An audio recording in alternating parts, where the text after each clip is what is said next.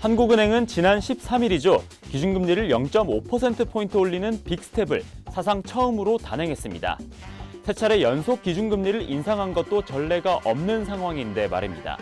0.5%포인트를 올리자는 제안, 이전 금융통화위원회에서는 소수 의견으로조차 나오지 않았다고 하는데요.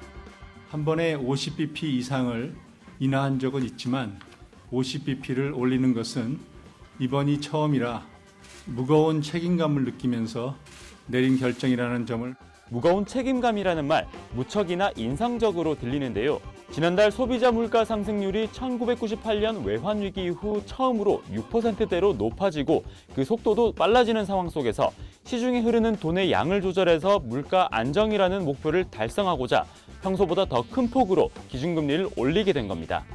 그렇다면 한국은행이 결정하는 정책금리인 기준금리는 어떤 방식으로 결정되는 걸까요? 기준금리는 한국은행의 최고 의사결정기구인 금융통화위원회, 일명 금통위 회의를 통해 결정됩니다.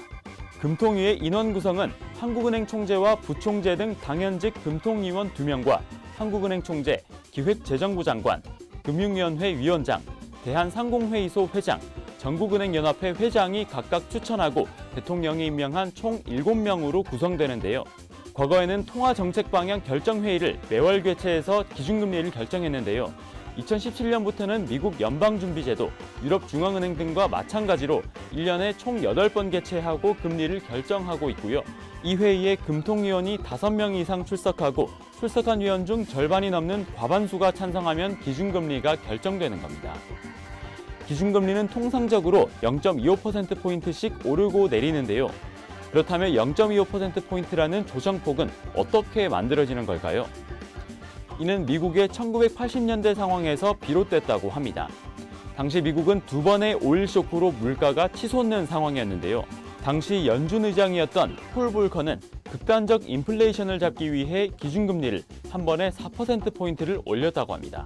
이로 인해 시중은행 금리가 20% 가까이 올라가는 등 사람들은 고금리에 시달리기도 했다는데요.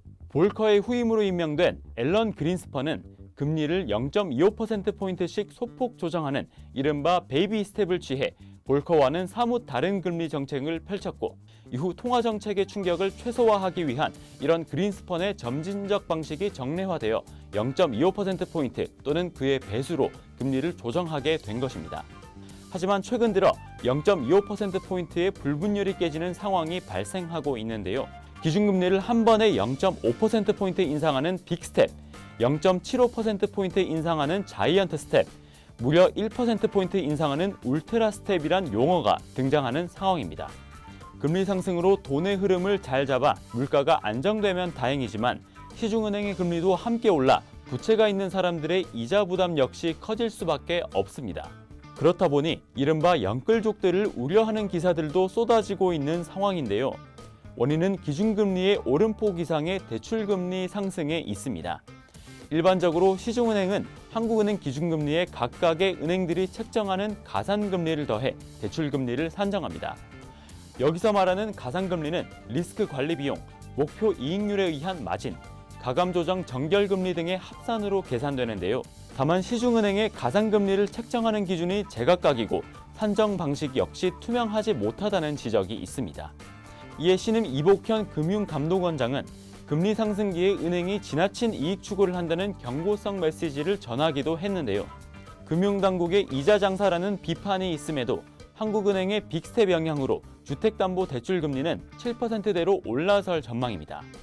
코로나 상황 등으로 이어진 저금리 기조의 편승에 가즈아를 외치던 일부 투자자들이 급격한 금리 상승에 따른 국면 전환으로 갑즈아를 외친다는 요즘입니다. 당분간 인플레이션과 금리 인상 기조는 이어질 것으로 예상되는 가운데 다음 주 미 연준의 금리 인상 폭에 전 세계가 주목하고 있습니다.